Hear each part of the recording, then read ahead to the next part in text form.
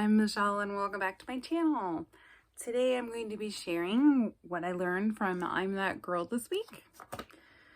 I'm going to check to make sure I'm right. I am on chapter 6. So it's a lot of the same thing,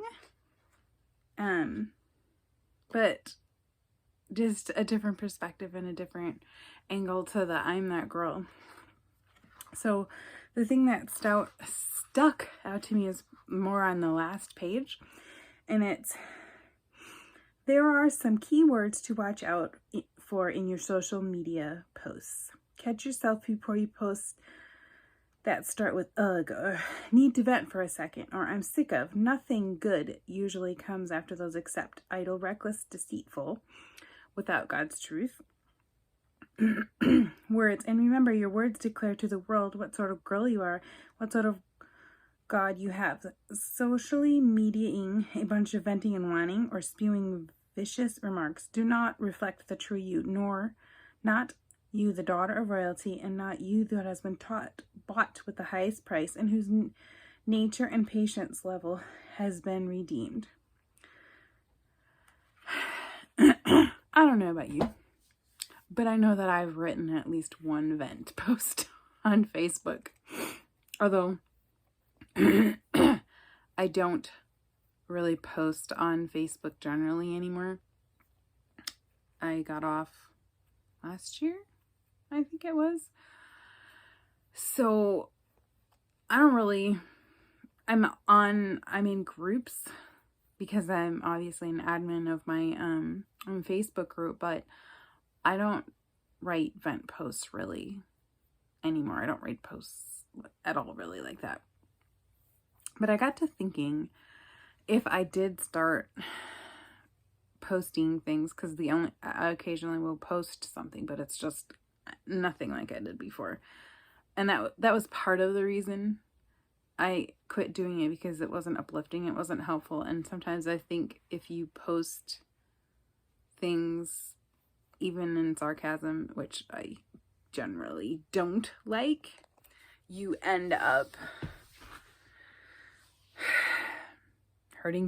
not hurting someone's feelings, but you just end up with fights on social media, and then things get taken the wrong way. And I would much rather go talk to someone instead and have a real life conversation with someone instead of through social media. So I do talk, but I don't have vent posts.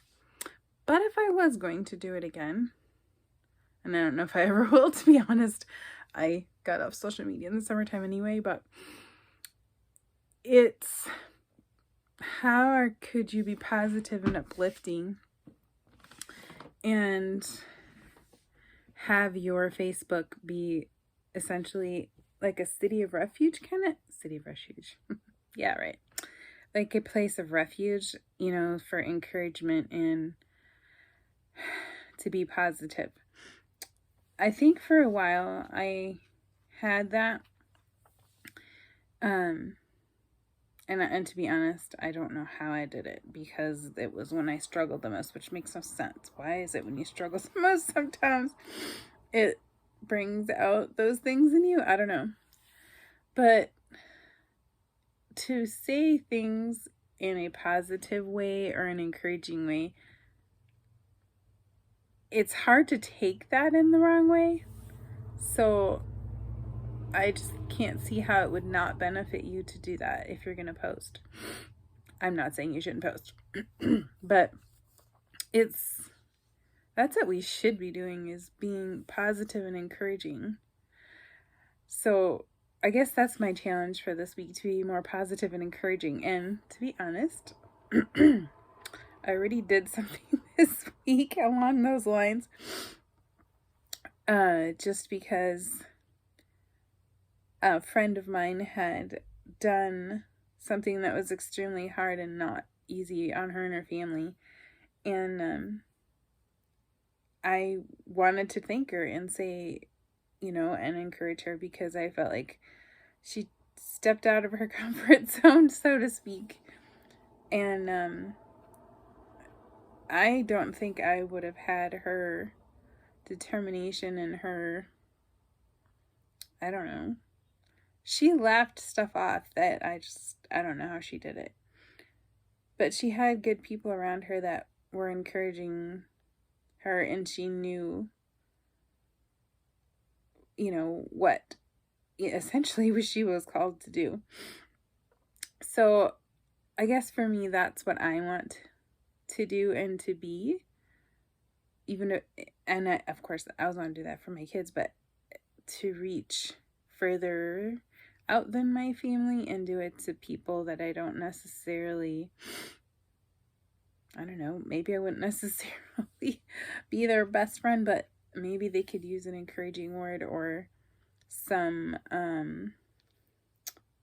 positivity in their life, because there seems to be so much negative and it's hard to find the positive, which the positive can really change your outlook and can also change your health in some ways, because sorrow and sadness hurts, but positivity and those kinds of things and pointing them to the right direction, meaning to Jesus, can only help. So anyway, that's kind of what I got out of the book today. That was I think I told you, was it chapter 6? And let's see. And it's called Not Such a Fruitcake.